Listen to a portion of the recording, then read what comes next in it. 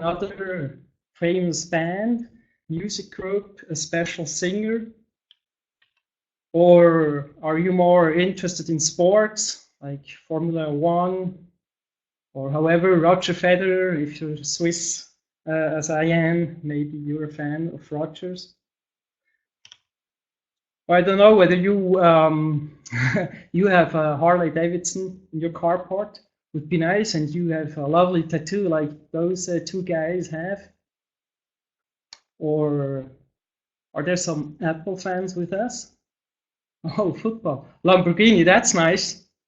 Oh, it's thanks, no tie. That's fine. Okay, wonderful. So, or an Apple or Microsoft, they are both. And tattooed, I mean, that's quite cool.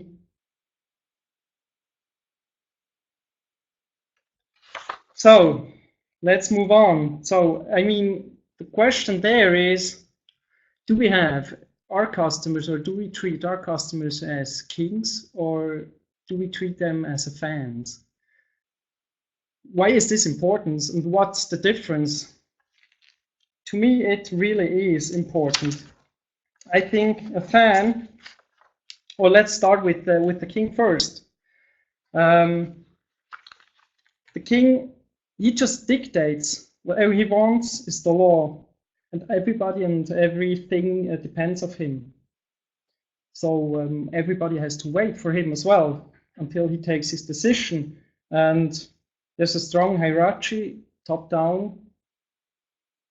And in this case, if we look at it as a market, the company is in a very low and weak position, and that's not what we're aiming for, aren't we?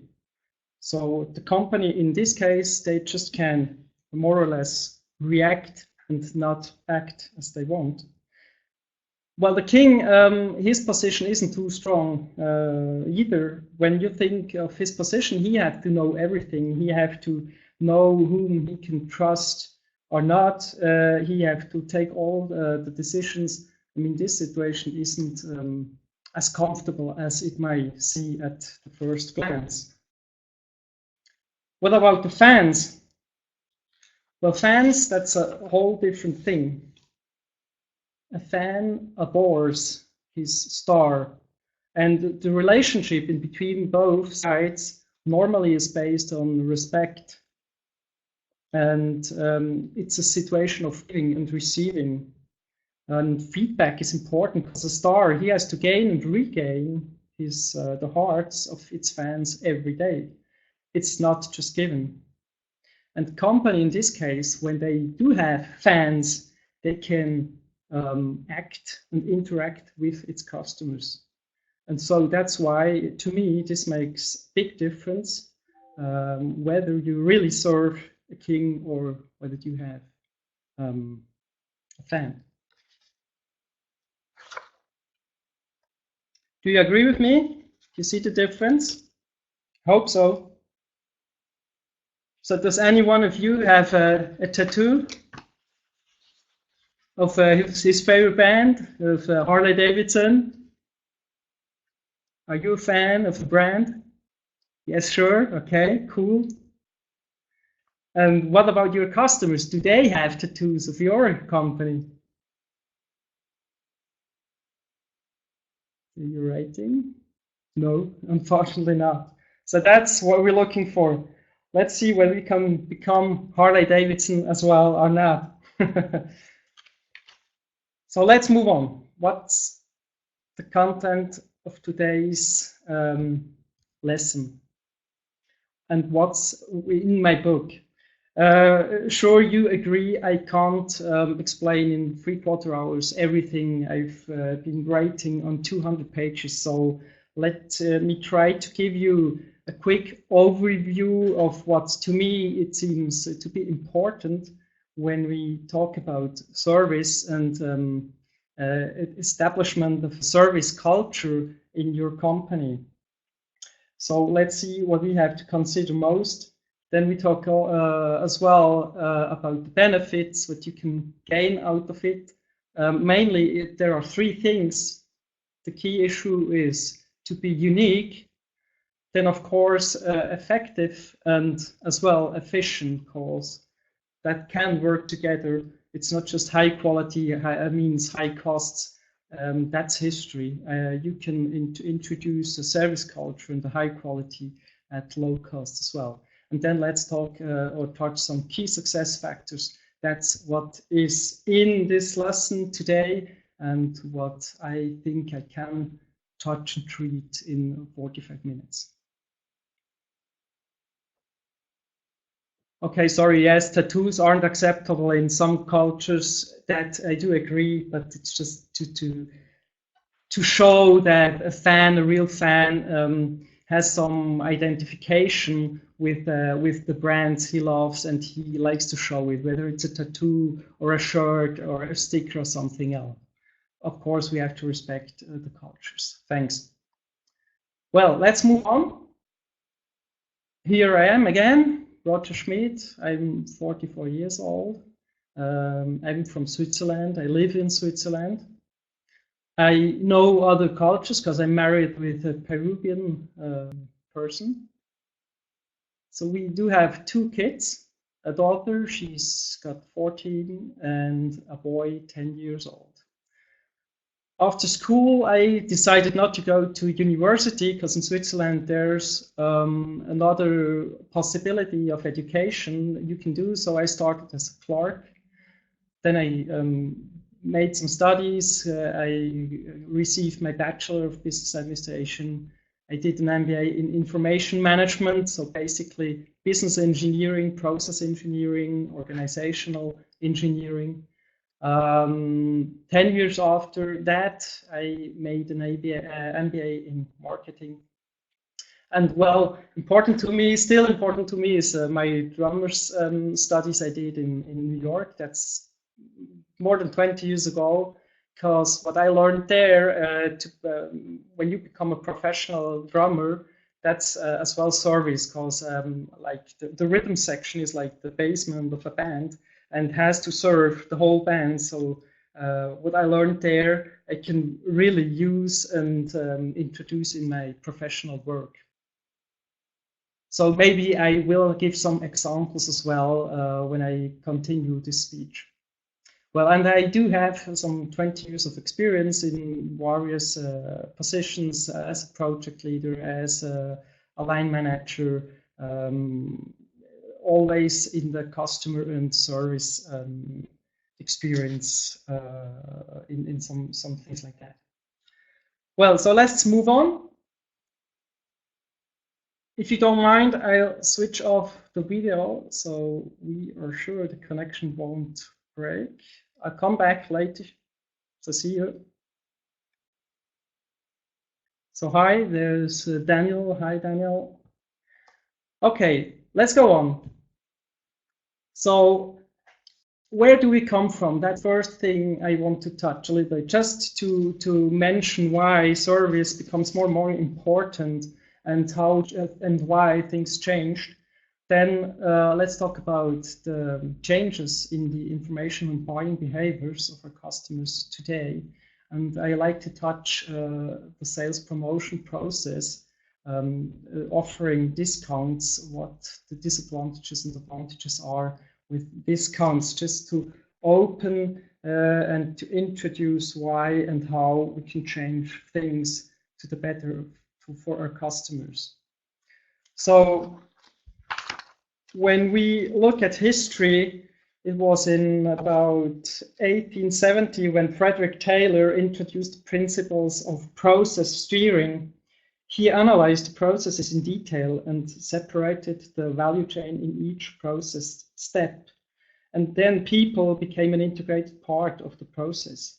So they had to do repetitive work and just do one simple thing as fast as possible. So they became kind of part of the machine. After World War II, in 1950, Henry Ford invented the assembly chain and drastically augmented the process efficiency and reduced the costs. So things, in his case, cars, became affordable for almost everybody. So that's like a service, a value added, the crowd can profit. So at this time, everything that has been produced was sold. I mean, that was nice. It was easy. You just produce, you put it on the market shelf, and the next day it's sold. Wonderful, isn't it? Well, things changed. Over the time, there were more competition and sales and market focus, and as well customer and competitor focus became more and more important. So that's the time when marketing and sales became important and was introduced. Well, until the year 2000, when really the markets are stuffed and there's a heavy competition. So the relationship with the customer became more and more important. That's the time when customer relationship management was the hype. But many of these programs ended as a simple IT initiative or project, and therefore did not bring the wished results. And that's why many projects failed. Unfortunately, still such IT-based CRM projects are being launched. You may know that. And maybe your experience with it as well. Because I think CRM, just like my service strategy, needs a holistic approach. You can't just start with IT. Because strategies first, then you have to design your processes, take some decisions as well. Who's going to work those processes, whether you do it in-house or you outsource your business. And then it's the IT who follows and enables what you've decided to do. Well, the basics of what we can do today and how we can change the service experience and the customer experience starts in 1970 when the internet was introduced. But it would take some time until it became today's important role. When Google made information easy, accessible, a whole new market and channel opened to the companies and as well to the customers. And nowadays, social media platforms such as Facebook, LinkedIn, Google+, or more known in Switzerland and Germany, Xing, pushed the customer in an even stronger position. So that's when the customer starts to manage the relationship. So that's why I distinguish here CRM, customer relationship management, and customer managed relationship. And the question is, what's next? So to offer in the future a real added value to the customers, companies have to develop and offer solutions that better supports customer processes and behaviors. That's why that's why Google and Amazon say that today the customer still looks for products. He searches it with keywords and things, but tomorrow the products will find their customers.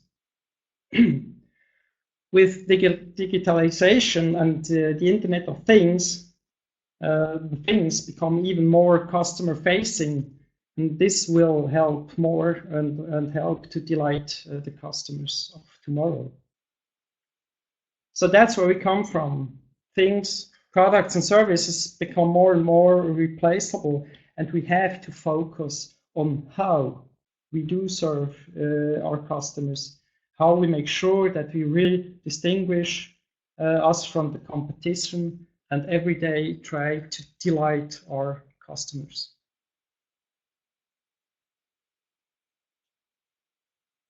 Yeah, let's see whether I translate the book to English. Thanks. So there's some interest. Thanks. Wonderful. I'm happy. Well, the other thing that changed, let's go on. So that's a bit of the history. Let's see what happens in marketing and what happens with information and buying behaviors of our customers. As I already mentioned, things have changed with Google, Facebook, Amazon, and so on. While until some 5 years ago, marketing departments could more or less manage the process of attracting customers, gaining their attention or interest to create finally a desire which led to the customer's action of buying the products. Customers or potential customers today first look for the information, so there's the interest first. They search with keywords for whatever, and they receive some results. So that's where then the awareness comes from for different products. And it's then when they take a decision. So before that,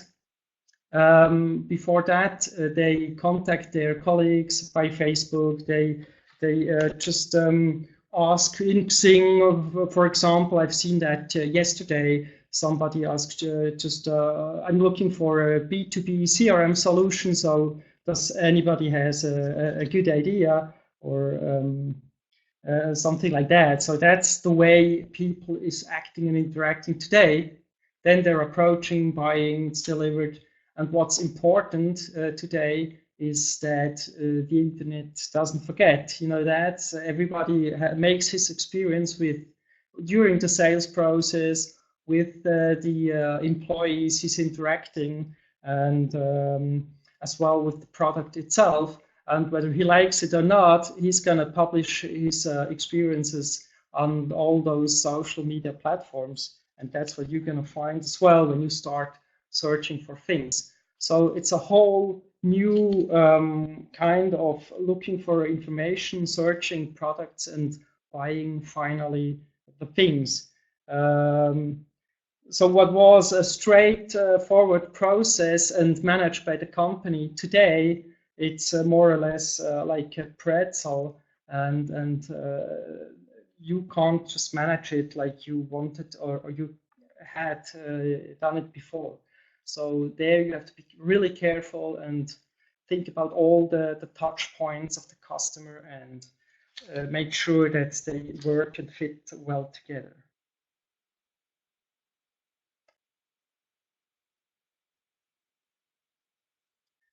So I'm gonna explain this. Let's see. It's about promotion, sale promotion, meaning offering discounts, like campaign management and stuff like that. So nowadays, sales promotions still are often used instruments in the marketing mix. In my point of view, marketing departments are too strong focused on their own plannings. The marketing action plan, campaigns, and promotions, and not yet at customers' processes, meaning when a customer needs what and why.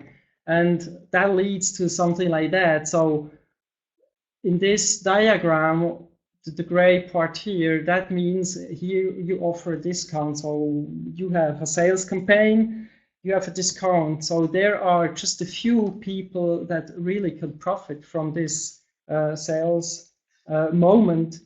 All those who really need at that moment what you're offering, they're going to be happy because they can purchase a thing at a lower price. So they're going to be happy. Maybe they are delighted and going to speak positively about what they just bought. But there are some others, those who just before this campaign came out, bought it and then see that there's a campaign. So just a week ago, maybe they bought a new fridge, and now the same fridge is offered at a discount of 20 or 30%. So those aren't really happy and not at all amused. Same with those who haven't heard about the campaign and just a short time after are buying the same product and then hear that there has been a promotion, and so they haven't profited. So they're neither are really delighted with what happened. And there may be others who know that there's a campaign, they see that maybe their fridge is old and should be replaced, but actually it works, it still works. But because they don't know whether there's gonna be a next sales promotion or when, they're gonna buy already today, so they change things before really there's a need. And thinking of better serving the customer, we should look at ways and processes how can we offer something when really he needs it to an affordable price. So then customer is going to be satisfied and speak positively about us and our products. Well, when we talk about serving customers, we have to touch as well customer relationship management and customer managed relationships. So the part we're going to discuss is the relationship itself. So we have to talk about relationship, because not every person wishes the same relationship, but that's how we like to treat customers when we're just making action plans. But that's we have to respect it, that not everybody wishes the same thing. So shortly in a workshop with a casino marketing team here in Switzerland, we were discussing this theme. They wanted to offer a customer card to all of their good customers and were surprised that many of them not wanted to participate. But the marketing mix has to take care of such aspects and find other solutions to interact, identify and inform such customers, those who don't want to participate in such a program.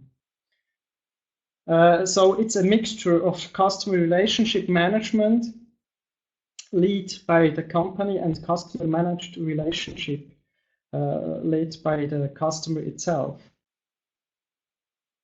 It's a question of quality and time of the relationship, what you can differentiate. So I put this in this diagram. I think that's more or less, or should be more or less clear.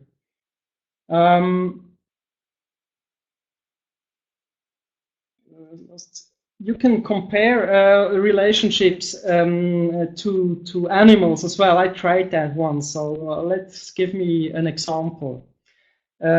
So you can compare a person who wants that you manage the relationship. That could be a dog. He wants really that you manage the relationship. A cat who manages its relationship himself, you know that if you have a cat. If you try to bind a customer by contract or other things, it's more like a bird in a cave.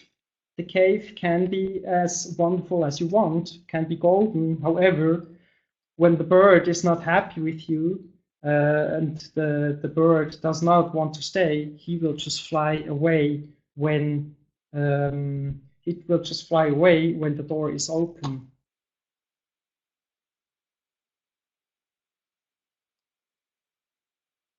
So, oh yes, the donkey's is missing. I missed the donkey. So finally, there's the donkey, the fourth animal. It's okay when you manage the relationship, but from time to time, he stands still and does whatever he wants to. Sure, you know that. A fish in an aquarium. It's about the same. It's like the bird, but normally the fish can't just fly away. Because when you open the door there, he's gonna die normally. Thanks for this. It's fun. Well, okay. Let's talk about CRM. Those of you who have studied marketing or maybe touched CRM in his studies know that CRM normally talks about marketing, sales, and service. And they do know as well the customer life cycle. So we, most of us learned it at school, and what I think this is like an internal view of what happens really.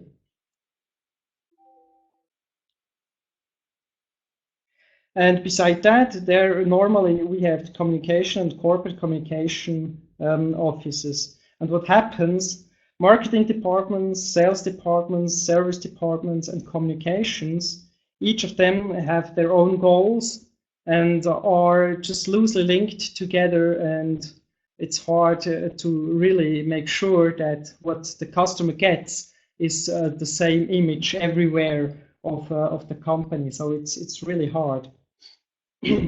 And as I work in service departments, I do know that it's hard to get to know what marketing and sales is planning and being good informed. So they do have to work better together. And well, the question as well is, what goals do they have? So marketing, they should attract new customers. Sales, as I know, as a sales representative, there are goals like you have to visit as many customers as possible. I mean, that's okay, but are you sure that you're going to sell more if you visit as much possible as customers as possible? And then there's service, and my experience is that many of those service departments just receive like cost-cutting goals, which is contradictory to a good quality service. The question is, who's responsible for the customer satisfaction, and who really is gonna delight the customers? And what's about customer life cycle? Is this really his life cycle? I mean, we talk about customer's life cycle. I think that a customer's process is just another thing. I mean, we move, we marry, we get kids, and things like that. So we'd better look closer at those processes and look how we can better organize those customer journeys.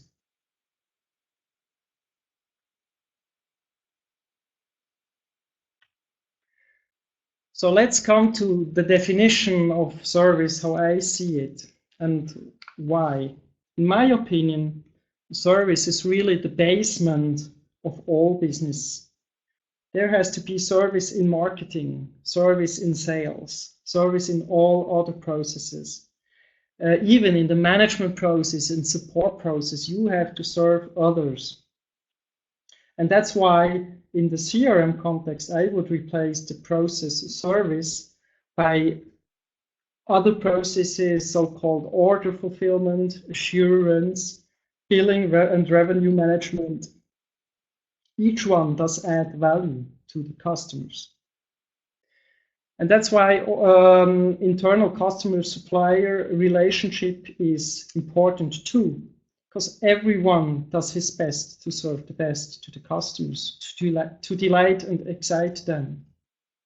It has to be an excellent collaboration in between teams and team players. It's just like a band or an orchestra. Just when everybody gives his best and collaborates with one another, the gig will be a success. One fault will be heard. Imagine the drummer coming late to the gig, or someone plays in a pause, stands up during the concert and goes to the bathroom. In an orchestra, it's normal to give direct and open feedback, positive and negative. So responsibilities and competences are clear, the context and the structure is given. Creative flexibility is defined, and the responsibility for the overall delivery and success belongs to everybody. Well, management is responsible to create a strong vision, to define and implement the necessary framework and create an environment of trust, creativity, possibilities for growth and development. They shouldn't work directly in the daily business. The daily business should be organized in a way that the person serving a customer or potential customer can handle and act the case from the customer perspective end to end. This means delegation of responsibilities and competences of decision taking and acting to these persons. Serving a customer. The goal is to eliminate escalation for decision taking in a customer operational context. So that may be a big change for many companies, I think. So my definition of service is service is everything that creates an added value for someone else. And the goal are smiling customers.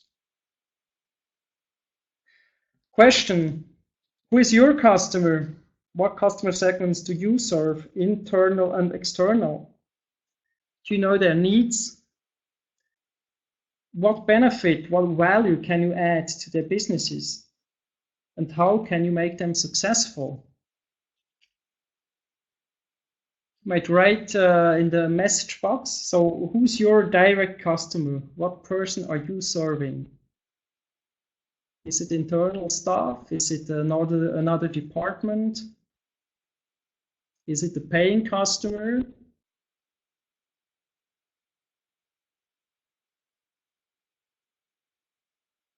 Okay.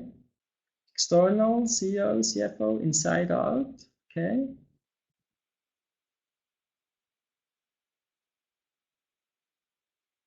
Okay, airlines, ocean freight forwarders, interesting. External market. Do we have any managers here, people manager?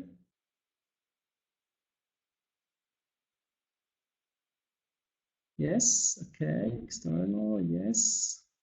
So the manager, I mean, your direct customers, the persons who should profit the most of what you're doing is the staff or your employees, isn't it? So those, in my point of view, are internal customers as well. So you have to create a value for those people as well. You have to enable them, you have to plan them well, support them, be there, things like that. Do you agree?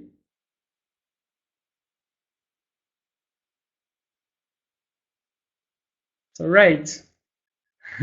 Absolutely. Happy internal customers will make external customers happy. That's correct. We're going to touch that. Good point. Thanks. So wonderful. You agree. So that's what I think about service. So service is wherever you do something that adds value for someone else. Let's move on. So because it's all about managing customer expectations and experience. Thanks. Great way to think. Yeah, that's it. So let's see this. I like to introduce to you the letter that Ron Kaufman, a speaker as I am, and he's just a person who inspired me thinking about service. He introduced the 6 levels of service. Let's start right here at the criminal level service. So the criminal level service breaks a service promise. It violates even minimum expectations. Those customers will never ever come back. Maybe they tell you that it wasn't okay, but for sure they will tell others, and it gets easily on air and online. So that's really not what we're looking for. The basic service still is disappointing. It's the bare minimum basics. And this level leads to frustration. It's late, it's slow, it's incomplete or impolite. Also, self-served customers will never come back. They may not even complain, so you can't learn anything. They may tell friends to avoid your company. So what we have to do or get to at least, we have to serve an expected service. But that's still nothing special. Sorry, I have to switch off this phone. I thought I switched it off, but I didn't. Okay. So it's nothing special. It's really what we have or you have to deliver. If there are no better options, the customer may come back to you. It's an incredible, acceptable service. It's okay, but in today's competitive markets, this will not be enough. For sure, those customers will look for other possibilities, other opportunities, other suppliers. So we have to move on this ladder. A desired service is what your customer is looking for. It is what a customer hopes for and prefers. That is really what he wants. And such a service becomes personal. That's important. It's not just serving a crowd, it's serving one person. So it's different. For one person, this might be speed that counts. For another, the variety of options. Or for a third person, this could be technical details. So as you can see, you have to know your customers. And if you don't already know them, you will have to have good knowledge of human nature to quickly get an idea of this customer entering your shop or getting in contact with you. So you have to expect to have an idea of how he most probably will behave and take decisions and act. Let's move on. Surprising. A surprising service is something special. That's it. It is surprising, as it's said. Something unexpected, like an unexpected gift. Surprising services make you standing out of the crowd. Customers love it and come back over and over again and are glad to tell their friends. And really here you make a differentiation in between you and your competitors. That's becoming hard to copy when you really make in place or stage your interactions in this way. So let's remember the last time when you received a gift you truly enjoyed, a gift that came by surprise and delighted you. Didn't it just feel great? So make sure that you make a difference between a gift, what you like, and one that your customers like. It's important. You're serving another person. The definition of service was value added to another person. So what you like might not be what the other person likes. You have to serve them, not you. And last but not least, an unbelievable service is an astonishing and fantastic service. A service one will never forget. That's an experience who might become legendary and widely shared by your loyal customers and talked about by your with pride unto your colleagues. So here's an example, a story. My assistant had a few weeks ago a problem with one eye. It was made red, was sometimes swelled and hurt. Therefore, she went to an oculist, so a specialist for eyes, who should help her. After having waited a felt eternity, she was so-called served. The doctor examined the eye just quickly and prescribed her a medicine, an ointment. Unfortunately, this also did not help after days of the application, and she went to another doctor. Same procedure. The chance wanted that she also needed new glasses and passed, therefore, in an optician's business. The serving optician saw the inflamed eye and asked whether he may have a closer look at it. Well, my assistant agreed. Up to now, finally, the specialist could not help her. The optician took himself time to examine the eye carefully and finally found the problem causer, an impurity. Certainly, like he's not a doctor, he could not remove it himself, but the next contacted doctor could easily do this because now it was clear where the problem came from. So the expectation of my assistant was that the specialist could have helped her, and she desired a fast solution. Unfortunately, this was not the case. So my assistant was frustrated and will not recommend the consulted doctors. That was basics, huh? See that? So that's why he will not recommend the doctors. So it's much more likely that she will advise against them. So however, the optician's business or the optician, he really has surprised her and delighted her.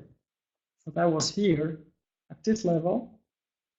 She had expected a simple glasses discussion. However, she has got a competent discussion, professional eye examination, and the solution for her lasting problem. So the next classes she will, with guarantee, buy at this optician, even if it's much more expensive. And she will recommend this optician's business and tell her story all over, just like I'm doing today. Yes, go to doctors becoming a criminal. Nice, nice.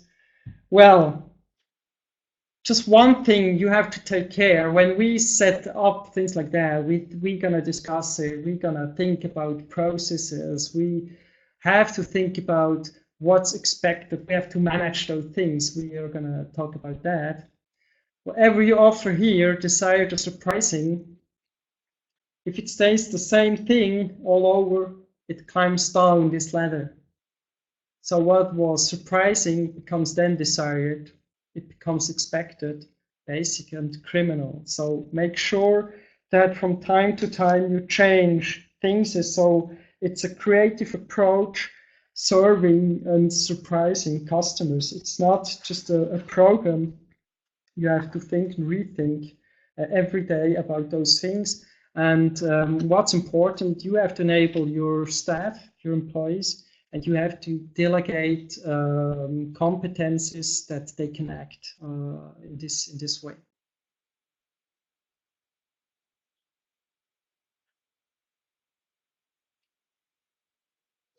Does this make sense to you until now?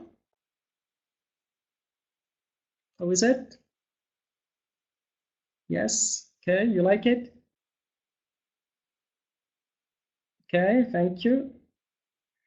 Well, but now we've been speaking about expectations. Now we have to manage it. So how can we do that? How do we measure whether a service experience is criminal, basics, expected, desired, surprising, or unbelievable? That's the question. And where do these expectations come from, and who fulfills them? So here is where marketing, sales, and fulfillment comes together. Marketing and corporate communications are sending out messages, online and offline, using the whole panoply of today's marketing and communication possibilities. So that's the external marketing.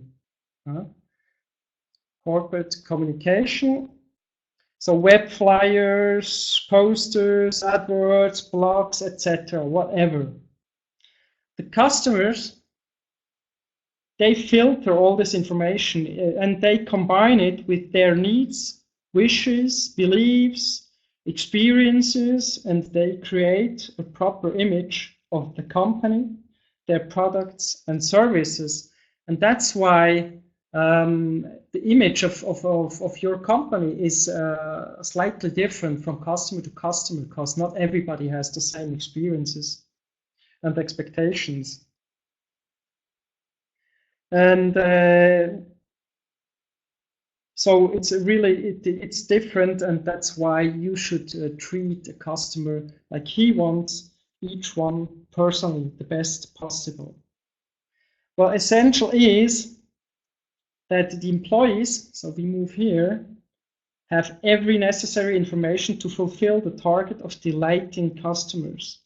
They have to have the necessary competences, I said that before, and the freedom to act in the sense of the customer as well as the company. Therefore, it's crucial that companies first have to delight their employees to assure that these persons then can delight the customers. We had that, someone mentioned it before in the chat. That's correct. And that's what internal marketing has to assure and it's really important. So employees delight employees first, then they can act in front of their customers, and they will surely delight your customers as well. Because if they are 100% committed to the company, that's what you're looking for. Your customers will become fans at that moment. Where service really happens is here. So last but not least, the service interaction. The interactive marketing has to be produced and staged. And that's front office and back office. So really the end-to-end customer experience has to be managed. The stage setting has to be well thought, designed, tested, and implemented. And implementation means you have to train and retrain and train and train and train again. That's what I said is one experience I take from my drumming, professional drumming, because there as well you have to learn so many things, and then you have to just practice it. And that's where time normally is missing in a business context. So, but because the result is that just a perfect production can assure a continuously high level of service quality, and that the positioning and the brand message can always be held. I mean, that's important to me. That's how I see those things and how we work together. And the same goes for your business partners. When you outsource things, those are representing your company and your products. So they have to treat your customers the same way. So they have to make sure that your brand message is always transported also by those. So in this case, you have to make sure that you can delight your partners as well, just like your employees. Then you can be sure that your customers will be delighted. And it's all about involvement. Involve all those people. They have the experience working with the customers. They know what the customers need. They know what adaptations at the products should have been made and things like that. So work with customers and employees together, partners and employees together, and customers as well. Interact with these persons. Make sure they have everything they need to delight your customers. Then you're going to be fine. Well, let's move on to the components of a service strategy. I just mentioned the most important ones. In my book, there are some more details about all those subjects. So let's see. There's leadership. We'll talk about some core competences. We'll talk about the marketing mix and the way you should implement and assure the transformation of a company. Well, leadership, service excellence in management, we can call that. Well, what we need there are serving leaders. And the servant leadership is based on selflessly serving one's team, organization, or community rather than power, domination, or self-interest. Such leaders think the future. They inspire other persons. They enable and support others, and they walk the talk. So what they do, what they say, they do themselves. They serve their company and its people. They create a working environment which is challenging and fun at the same time. It's neither command control nor laissez-faire. It's a well-organized structure that delights employees and business partners with a clear, meaningful vision, relevant goals, and a widely delegation of competencies to the operational business. That's leadership in a service context. What about the core competencies? So one of the key factors is, as I mentioned, human knowledge, meaning to understand how and why people act, how they take decisions, and why they do, and take decisions the way they do, and being able to act or react appropriate. So you have to be able to differentiate human types and understand how humans make decisions. So you will need some basic knowledge of neurosciences. And further, you should have good oral and written service and customer-oriented communication skills. This includes the body language, and you should know something about first and last impression.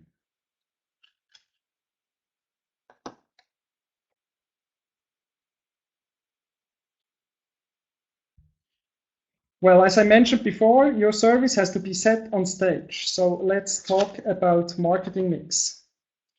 Well, you certainly know the 7 Ps. 4 Ps, it's common, 7 Ps for service companies. So what about our products? Customers normally love the choice. So make sure that customers can choose in between things and options. That's something which is part of the service strategy. Then prices. The composition of a product has to be reflected in the price, and this has to be understandable. Certainly you know that you have a price list and it's hard to follow and to understand how really the price is calculated. And price reduction can help to attract customers, that's for sure, but try to do this following a customer's process and not just following a marketing action plan. Let's move to the place. I mentioned the touch point management is a key success factor because customer experience is all over, and the customer, he changes in between all the channels you offer him. And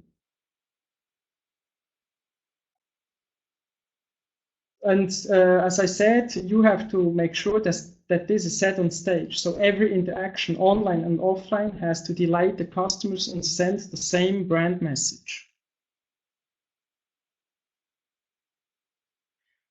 So promotion. An integrated communication marketing have to assure that expectations are well managed and the fulfilling departments able to satisfy and delight the customers. Remember the triangle I showed before?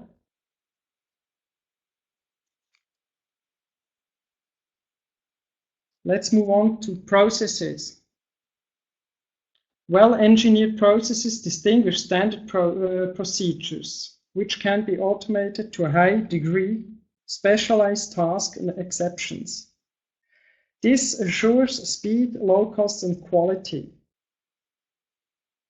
So that's important, I think, really. You have to look at your process and find out what's a standard process and how you can automate it and how you can serve your customers as well in a self-service situation, or your employees with the right information at the right time. So process engineering has an important part in service engineering as well. And last but not least, the physical evidence. Whatever service you offer, make sure that there is some kind of a proof. Make it visible. That's a problem of service. It's invisible normally. So this could be a certification or a simple note, like in a hotel, under a bed, when you look there and there's an information. Yes, we also cleaned here. I mean, that's funny. It's surprising. And if really it has been cleaned up, you're going to be happy, I think. And last but not least, and that's why it's in the center, it's all about people. Make sure that your people are delighted. As I said, delight your staff and business partners first. They then will delight the customers. Well, finally, make sure that the implementation of a service strategy is done with a professional project and change management. It will take some time to change a company's culture to a service culture. Well, approximately 3 to 5 years. So you will need to follow a roadmap. Make sure that the implementation, the transformation is well managed, because really people have to change. They have to gain and regain new knowledge and new behaviors. And that's hard to get.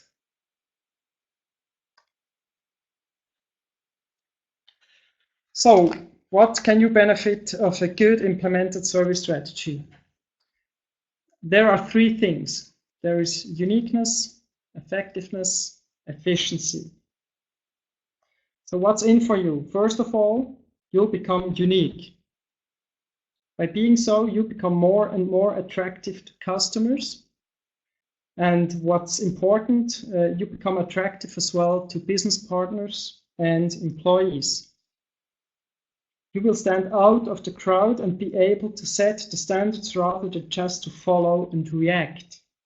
So you're in an acting position. You can build something there, create something.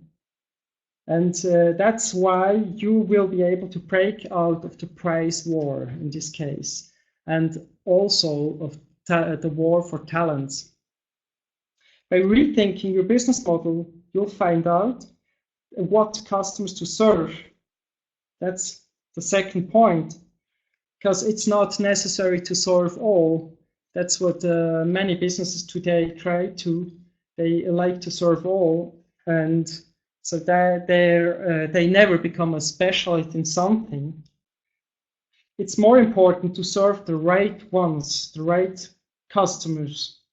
Then it becomes easier to delight them, because you know them better. You know their needs, their beliefs, and what they expect from you. And that's when you become more effective. So the second point, effectiveness. Third point, efficiency. Superb service quality, as I already said, and efficiency aren't contradictory. By designing your processes, identifying and implementing standard procedures, delegating competencies and power to operations, by assuring quality and so on, your failures will decrease, as well as your complaints, damages, and acquisitions. Your customers and employees will stay long with you, and innovation will accelerate and increase. All of this will by far compensate your investment in service quality optimization. And by the way, yourself will be delighted as well, because you will gain freedom as a manager and have time for more important things.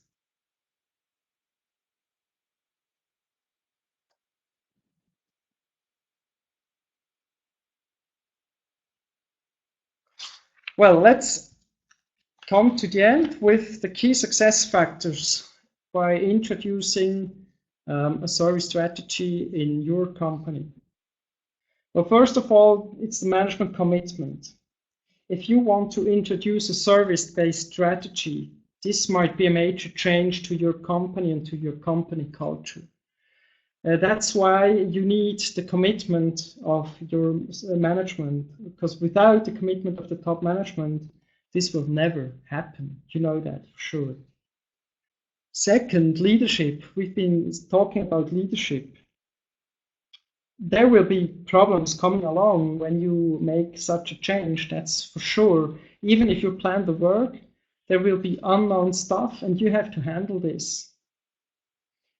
You should integrate people and communicate in an open and transparent way. Assure that people see the need for change and give them a clear objective, a service vision.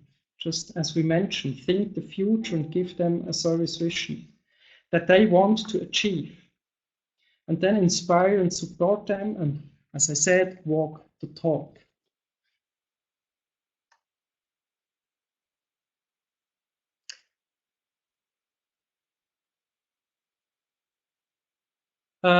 Sure. What's up, Roger? I like that you added time as key success factor. You're right. I mean, I gonna touch this point, huh? It's important. So let's continue with project leader and project management. Well, such a change is really to be managed, and it's not something that you can do in your daily business. So that's why you have to choose a project management methodology and have the right project leader. So make sure that this is set in place, and if you don't have the experience, you don't have professional project management in place, don't hesitate really to contact an external support, somebody. It's way worth the money. And well, change management or management of change, I like more to call it like this, because you have to manage the change. It's for sure people have to understand why and where they are going. Uncertainty has to be managed. Critical votes taken in consideration. So listen to your people. There has to be a certain pressure as well as hope and confidence. It's both you need, really both. Last but not least, I said this earlier, take some time.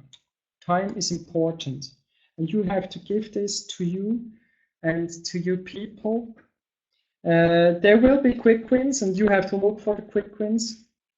And the adoption of the processes and structures, they may be done within 1 or 2 years, but the cultural change will take for sure more time.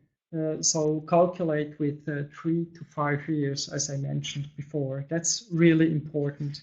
Look for that, and be patient and stay connected, and manage this change. It's important. Well, that's it for today. I wish you all the best already, personally, with your studies and in your business.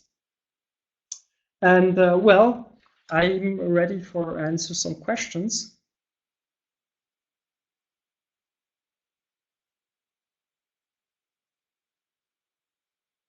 Well, you're welcome. Thanks. Okay, wonderful.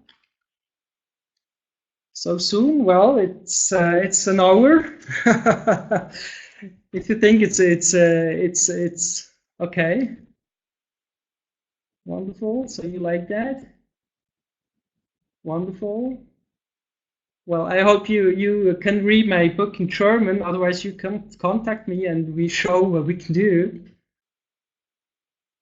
You loved it. Thanks you. Wonderful. Well, I loved it as well. It was a good experience.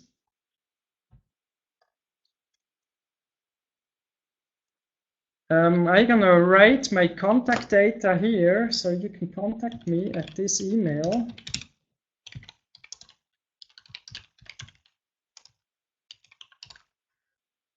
If you want, if you have something special, just write me to this email or go to my website. It's just a blackelephant.ch. There you have further information. Unfortunately, it's just in German or French. I don't know whether we have French-speaking persons here or not.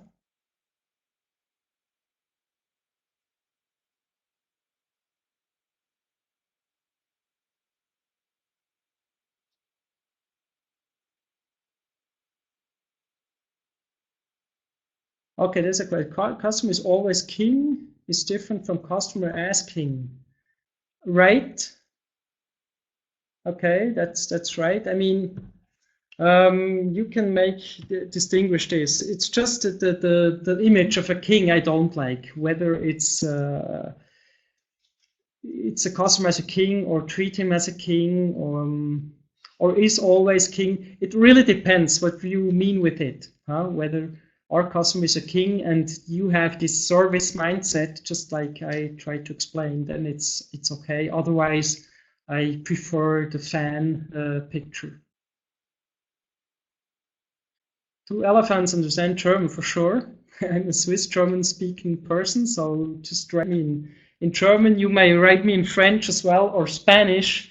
That's it. 4 languages. Sorry, there's no other language.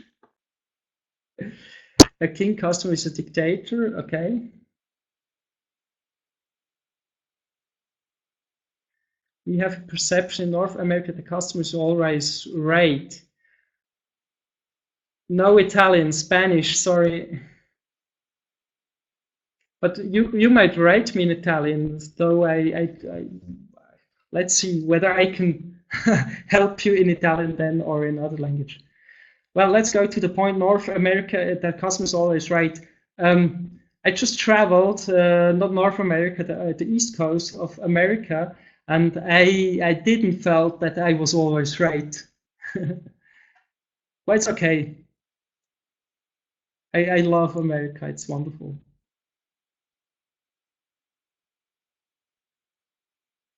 Making the delay is kind modern management. Well, yes, I think so. Employees delightful.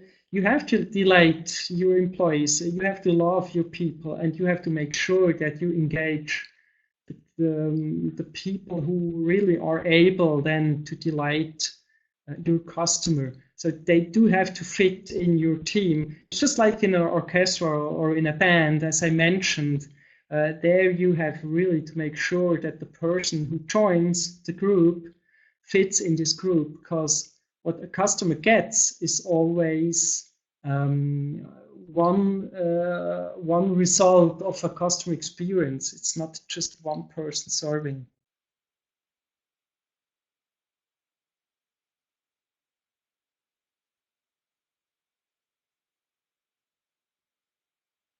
Well, arrogance, yeah, it's a thing. Don't bullshit the customer. Yeah, that's what I mean with having a knowledge of human nature. I mean, you have to really try to understand where does the customer come from, where's he at, what does he know already, what language does he speak, meaning is he a professional or does he know the right expressions or not? It's just, first of all, you have to listen and make sure that you understand what really he needs and what he wants to. And when you know the different types of customers, it's not customer segmentation, different types of human beings. When you're experiencing that, you can see whether a person needs more details or is a person who wants to be dominant and will decide quickly and things like that. That's experience. You can learn that as well.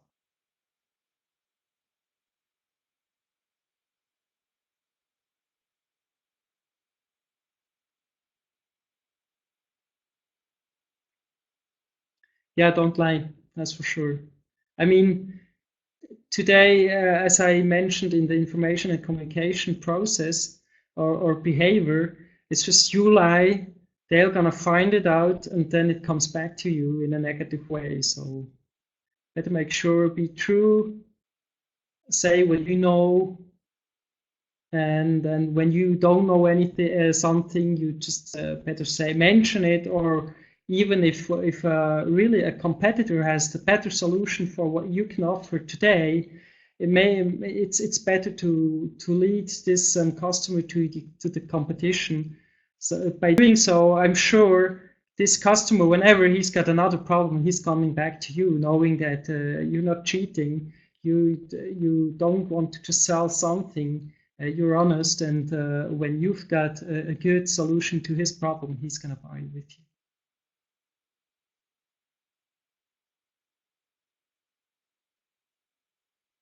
Okay, CMR is a new hub for you. Okay, cool. So you learned something here. 39 in US dollars. Well, it's 1-to-1, so it's 39 US dollars as well. If you want to order it, you can order it by my homepage, or say to the school, and I'm gonna send it to you. Okay.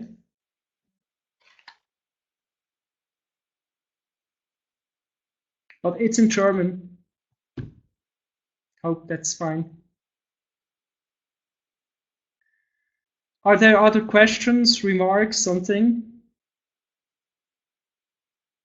There's an e-copy on Amazon, amazon.de. So the German Amazon, there's a Kindle version you can download. It's something like 35 francs, I think. Well, thanks. It was my pleasure.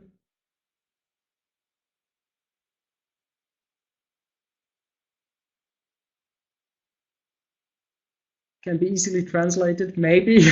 Let's find it out. Amazon, yes. Amazon.de.